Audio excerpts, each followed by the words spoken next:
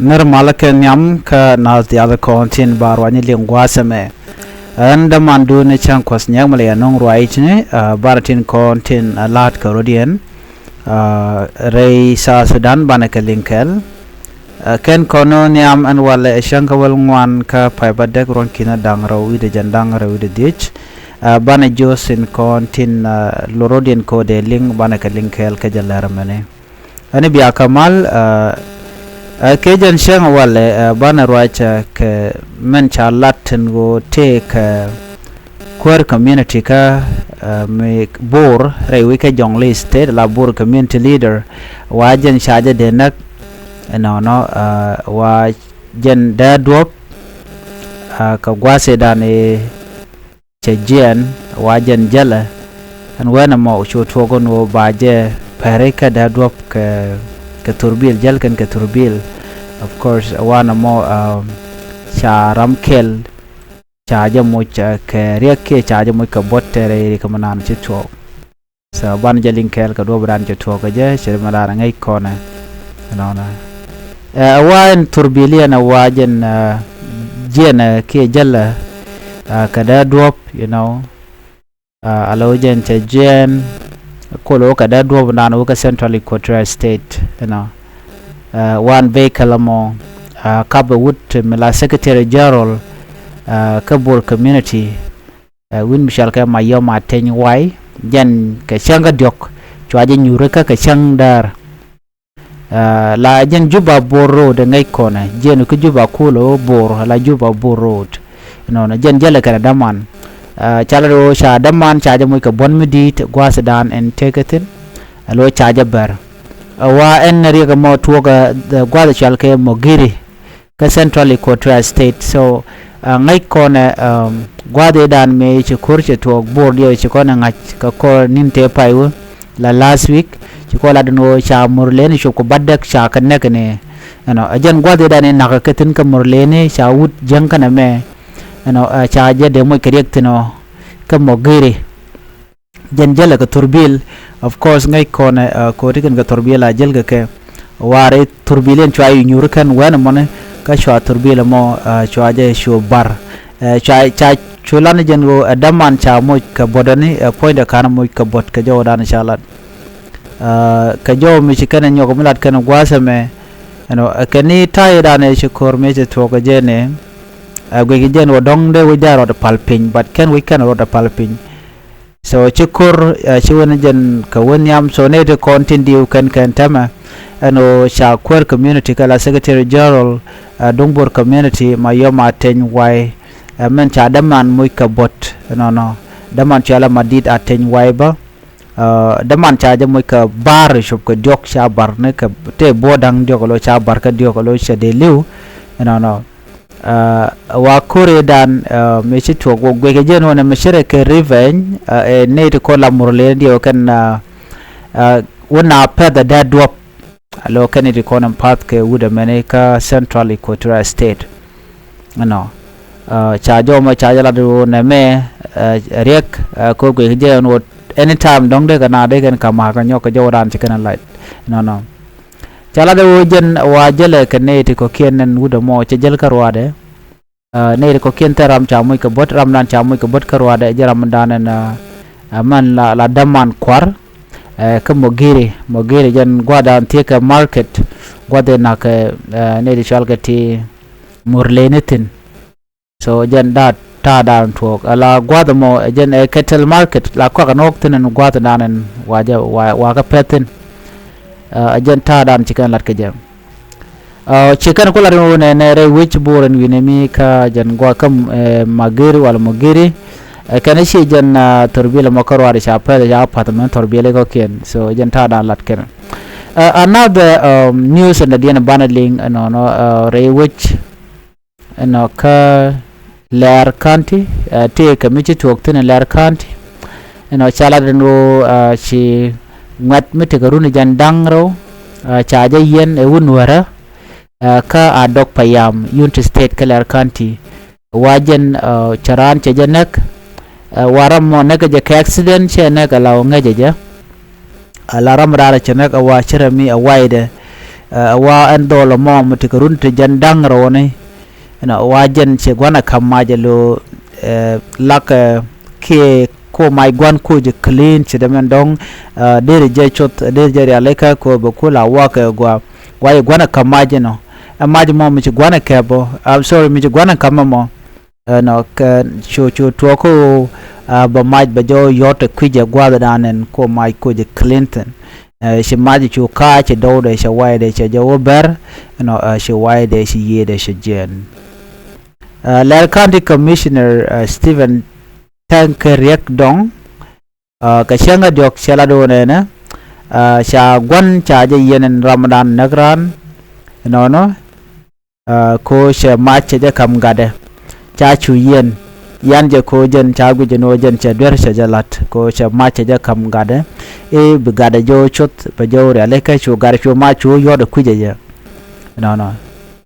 wan wud dana sha kapen tame ju kume wajen tele der mi chalat Ramadan te der gade no Ramadan shi gade je nek bane lela waide je do bra ji kalat ke je ka do bra na sha je ti ke je en kwer no cha gu je no shi gade che der she jalat ko kuje mo ba je deal cap ko ngum kama mai kama je gade ke je mo je do bra nan kwa je cap je telm de dien mi kuje mi but wangu na ba ko kwa je investigate ka do bra nan dong yot gade yot mai ke je no wa gade do nyam chu yot okay wa do rew de jenan ku wai dien ke hanti dien nyen ku jelo moy ka kariya gone so mo ko chiran chema che dia kama gade so na mani come on ken ri waran we gade we real je ka lel na man den ba maj ba jo short so ma china de ngar ka je cuz no dong be gat be long maj ba jo twan be do bro de jorech then no ngai ko na gal na ngar na siang so jen do badan en china mo sheto ka je no Meridian Guasame, okay, Ray which ka Jonglei State ko Labor County Commissioner James Guy Makor, County Commissioner Bor, Jala Guy Makor, wajen che 3 traditional chief ka goibuma che ka dismiss ke che ka George, no,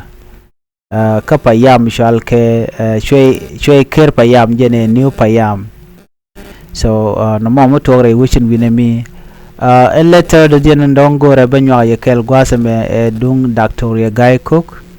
Now, de con Madana Chalat Ray which born Winami de calling Guasame. Dr. Guy Cook wajen take a payam to Kokian teacher Nyok Michakake. Can payam to Tony Kapayam ni to Kabor Lajibor. No. Can Nate Tony. Wa cha ka moy ka payam ne kien che men chan wari amoy payam no ko la jang cha mo jone so dio je people tin na competition and guasama cause gor ka je long no de ne dial de ka payam to ngwan ka payam ne batal yur wa jekten no Jonglei State Governor create new payam in Twitch East County ngai kona ador jane no she jen point de Ramadan and kulela governor no she mish kana me che jalat ko gore jeno benete nu te winami ba payam ne ken be karef asif dong ajen do dan malbe ben kaje no guyen no bi malbe ben kare payam ne diene guje no the governor of Jonglei State Dr. Guy Cook on Tuesday announced the creation of new administrative unit Pawoi Payam in Twin East County to streamline governance in one of the county most populous areas. The order issued per the Transitional Constitution of Jonglei State and the Local Government Act of 2009 designated Alwilton as the administrative headquarters of the new Payam. The directive instructed the Minister of Local Government, local traditional authorities, and the Twin East County Commissioner to consult with local communities to determine the number of Buma that will make up Poi Payam. So, Chianen Meshang, Dr. Regai Cook, no. She neten kon tilan werba she ko ka payam ni ken dio che kona nen Jordan Guasame channel right case statement me shalat kuma SPLA IO kuma SPLA IO take a statement me kana gor kene she mal che jegan tama ke she 2018 peace agreement to collapse do badan en je ka je do badan ti ken ma yadit chamal che yar ka je of course ngai kon ma chala da ken ma yadit ano chene tangwan chaga wajre wi ka South Sudan netin kon tilabon kuma SPLA IO kuja mashala no nene kuma SPLA IO akanishi kiir yadi tamal cheje yaran mal so yaramal ko jan chanetin kon tin la ji kuma SPLA IO chaka watch no nete kontin pin Dr. Riek Machar antaman chala da wuda shalka me kolma nyang juk jani buwana na ka wore malka ka do badana shalat ke je no jani binawre malka cha mal cha je be kapchong do badan en chalat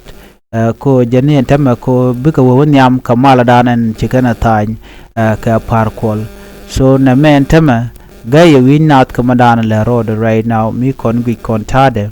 no and kume Dr. Riek Machar of course can knock on them malderten but right now Shakir Mayadi say declare lo tela mal mi bagor balat ke kume SPLA IO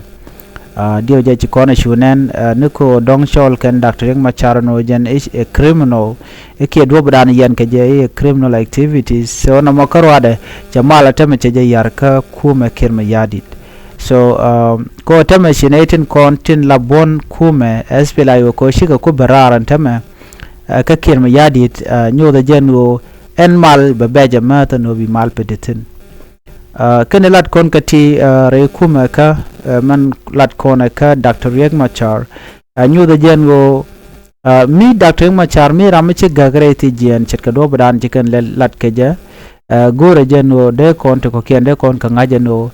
miche mal miche ko collapse ke che mal che jegen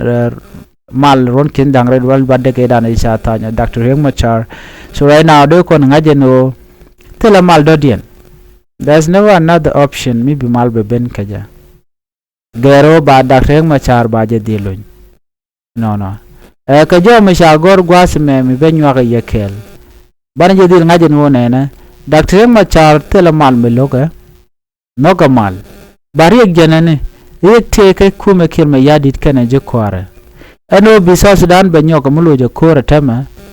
batwo ka nga bateka Kir shebe teka ne ri ko ken jenta dan te tin tama loch Dr. Riek Machar loide kamal ndanan gorno de la loide je jok chikamen chi point Kir Mayadi che gorno be kume SPLA IO be je yar wojane ka dialen kontin teka kume I knew the gen gode Kir is not ready ko bi mal baje implement kangai kono no ka tok de mi o ya jeni no abi Kir Mayadi abaka na chamal che gor no bedetin okay bana dil ngaje no shimal kum South Sudan che jia betene korten ka jen gwa da wo konten na telmu da dien betwo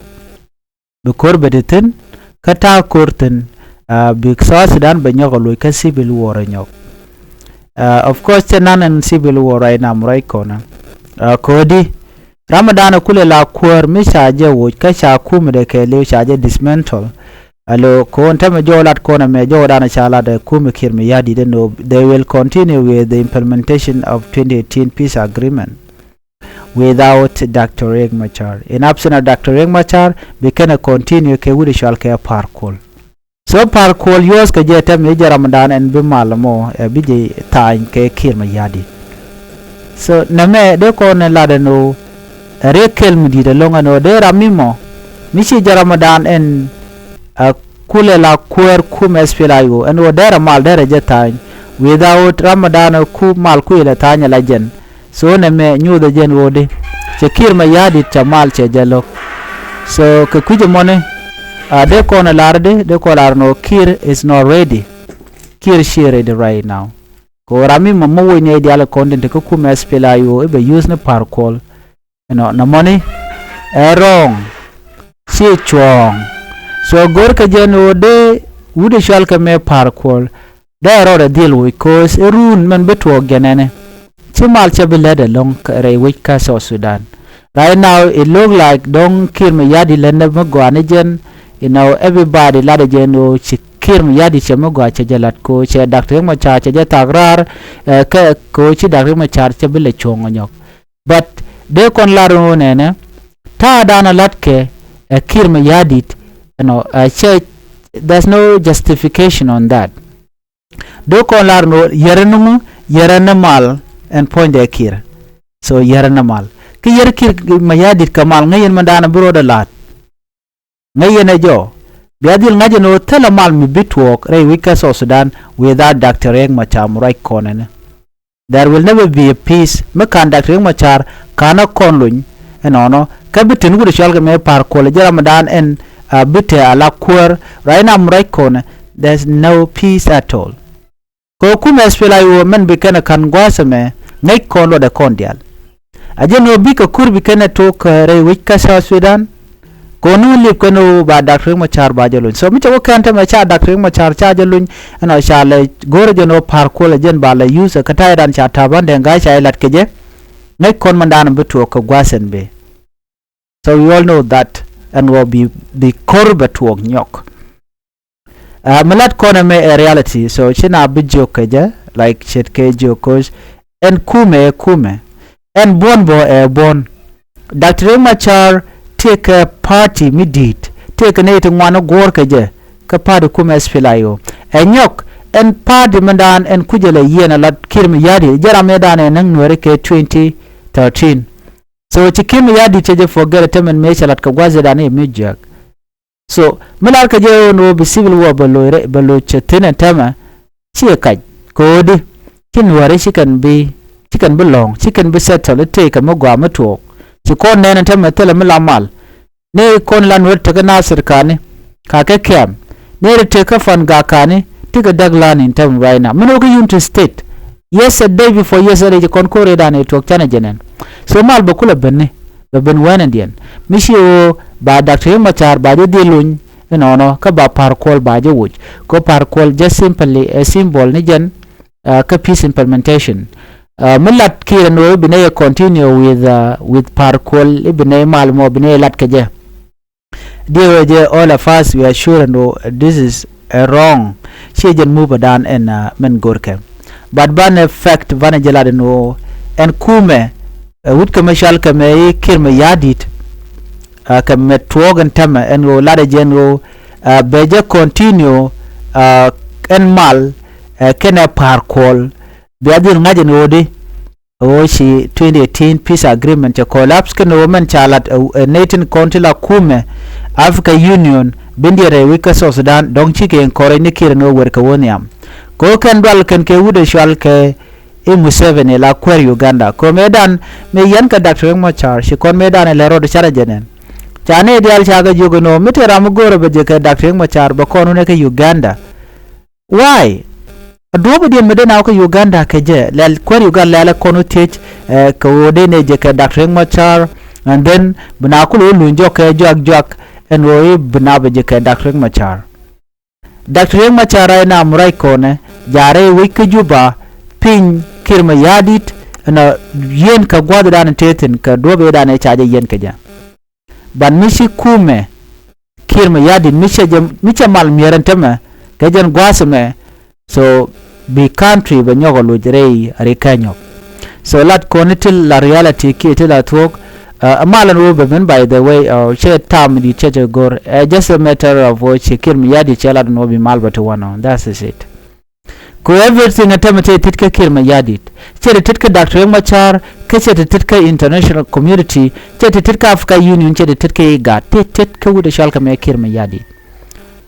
is the only one madam alde jata one right now ko ti dial chika boy no tel mal me goiken tame banong wude shalka kirma yadit ajara madan mb bal mal binong mu werode which ka wude shalka me Museveni rei which ka South Sudan buru nijen ka ta dan gujen odara South Sudan der jarwai keje this is the only way dan be mal be jenu ngere we ke South Sudan tele mal mi bibben gero be kirme yadit be mal be jeno kana wo be Dr. Riek Machar be jeloy mi gujen wo par call option par call she option par call is never an option ko be mal be jeno so mal beben enemy cha Dr. Riek Machar cha jalun telmo dotien otherwise kinintin be konte ke lerti be jalung ti be kon keling ko bi mal chebete wano bi mal be chujek be tidial be ke yare wika South Sudan ka this is not what the people of South Sudan are waiting for people of South Sudan, they are waiting for good news. They are waiting for the release of Dr. Riek Machar, and that is it. Everybody could expect no by Dr. Riek Machar by the dealing. Michaling no chi Africa Union chi wore wika South Sudan, ji ga chi wore wika South Sudan, chi international community chi kan jo ji kanatu la loine ne dia la tede long. But right now, tell me talk. So me jak kume kirim yadit ko ba korbe je nyoka mononge je. Milat ke je no te korbe talk, chi o ba je talk. But we came here did Bejian be the Ninyoga Jungle Quantum right now, Parkour Telejadich. I think all of you know that. Telejadich, Teleja power, but power a terror we could Bakarwade. Can you Benabi Kaluba, Beritka, Beritka Kim Yadit? Kokwal use no Parkour. Parkour ne charge dismiss no wall, Chikonalim, a Kuma Kirmiyad as a Kuma Machar. Nathaniel yet made Anchela no chapar call Cheja dismiss ko chicanadol ka Palm Africa Hotel Mimo Chagu jano she acceptable made an chicanalat ko dong there or Quanela interim chairman ka Dr. Machar. Right now they are using him. Connect the other condol loyal ka Dr. Machar, you know, a credit the other corner. But the worst part is this par call la jeno it general ladder ka Dr. Machar. Again man couldn't ideal one dakaja. Me parkour la tuog lere ke kui Dr. Machar. How come mo Dr. Machar mo dere tijen? Ke cheche Dr. Machar cheche berar. Why? Oh, neme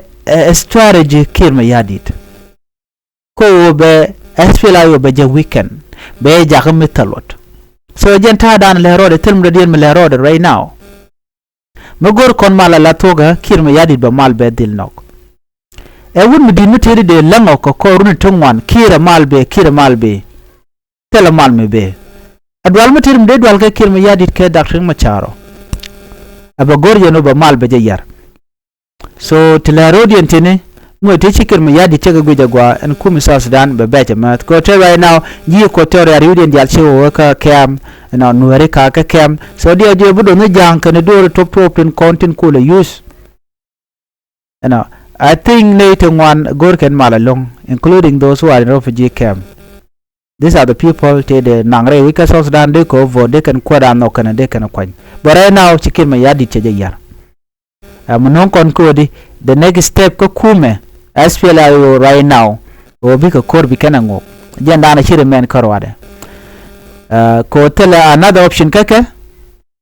So because ko ken bana kalinga gwasan be cause because analysis meant to okati di albana ka gujenwo bukuma SPLA IO right now betel option dien gero baro da gang ka kor term da dien belat ko mi zikir ka ku weekend di al kanede kontla party members ka kume ka transitional government the roder lu ni Dr. Machar da ka joga natanelo yene lo nyere which bi acha Dr. Machar chadelo ko I'm telling you mi cha Dr. Machar chalo nyawale run na bako de kenen dial wukare wike juba de jenen ben de badar shubra wike juba de mal dare ben mal me quick on god dana te tenewon but Kiir dwale why do Kiir fear Dr. Machar that much amuno dwal Kiir ka je longono abagori jeno binete kontre wike South Sudan bik liu kare kore re bot che economy che je yar ti dial che ka yar che ka watot re wike South Sudan tele mo gam lorore. One thing still remain. Kiir mayadit ko jen gorjen o be retire. Ajana gorje bon be Dr. Machar be retire. Achana go no be Dr. Machar be lela lodot kene wude shalka me bol mail ko bol mail vice president tama tabanda nga cha ku lat kujemi nyande me alat kujemi chega dana chale Joseph en chalat kujemo. Amadam the only person madam man ngar South Sudan chitke kure e bol mail. So kwala gujeno mo Dr. Machar we barara big game kene bol mel na me a bad news ka kume ke mi yadit ko ci bol mel cheje bulong but Dr. Machar che goro bela kwar Dr. Machar jene mal abe ana tre mal ka amala noka badu di me sheno ke mi yadit jene no cha mal cha go jim nani antama wo jene ideal but I'm telling you kume SPLA IO tell me be break ka jodan ci kana gorgwa me we are uncheckable. Okay, jantadan jiga lat keje kani sang bane we kon dial were kume be sene ka 2013 2014 15 16 abene ke 18 me kan malata janta bita gaje bane another thing jan men biya ngajba kume SPLA IO keep going faction ngoda ja tin bide ka bede kui kon numbro la boka gwasen be neri chalga ti man peace initiative ne te kon bona chalga UPA te la symbol US ke kirmi yadit ka tela mal menon kana they are still also there keeping kwali kan mamba gwej la da kirmi yadit so kirmi yadit changa bodo na karwade ne dedeka kuje jantama be miscalculate me la de montama kana ji kwara kona te kel so jo me je nana gore de nyo ya kel ana bana nyo je kala rodien katin kon lat ko rodien re wika South Sudan ane biya ta kamal bye bye